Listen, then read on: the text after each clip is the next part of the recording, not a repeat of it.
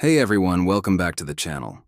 Today we're diving into a question that sounds simple but is actually one of the deepest puzzles in philosophy. How do you know that you actually know something? It seems obvious, right? I know my name is Israel, I know the sky is blue. But what does it really mean to know? Let's unpack this. For centuries, philosophers have wrestled with this, and the traditional answer is something called the justified true belief model. It's a three-part recipe for knowledge. First, for you to know something, it has to be true. You can't know that Paris is the capital of England because it's false. Second, you have to believe it. If you don't actually believe the sky is blue, you can't claim to know it. Makes sense so far. The third ingredient is where it gets tricky: justification. This means you need a good reason for your belief. You can't just guess correctly. If you flip a coin and guess heads and it lands on heads, you didn't know it would be heads. You just got lucky. Your belief wasn't justified. You know the sky is blue because you can see it, and science tells us why it appears blue. That's your justification. So, knowledge is a belief that is both true and justified. Simple, right? Well, not quite. In 1963, a philosopher named Edmund Gettier threw a huge wrench in this theory with what are now called Gettier problems. He came up with thought experiments that showed you could have a justified true belief, but still not really have knowledge. Here's a classic example. Imagine you're looking at a field, and you see what looks exactly like a sheep.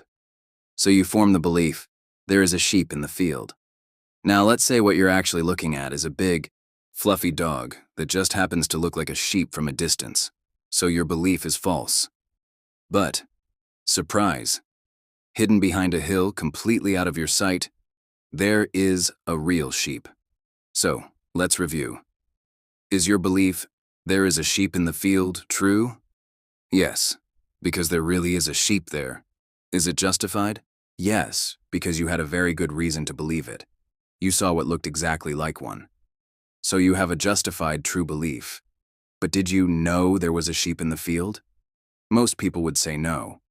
You were just lucky that your mistaken belief happened to be true for a completely different reason. These Gettier problems blew people's minds because they showed that our classic definition of knowledge was incomplete. Something was missing. Philosophers have been trying to fix it ever since. Some have suggested adding a fourth condition, like your justification can't be based on a false belief. In our example, the false belief that the dog was a sheep. Another approach is called reliabilism. This theory says that a belief is justified if it comes from a reliable process. Your eyesight is generally a reliable process for forming beliefs about the world. A lucky guess is not.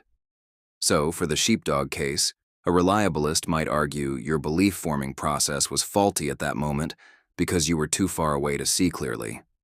So how do we know what we know? The truth is, there's no single, universally accepted answer. But exploring these ideas isn't just a mental exercise. It teaches us to be more critical thinkers.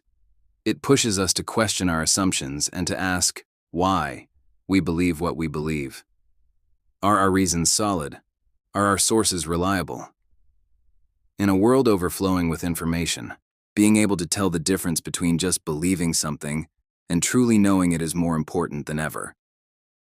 What do you think? Is justified true belief enough? Or is there something more to knowledge? Let me know your thoughts in the comments below.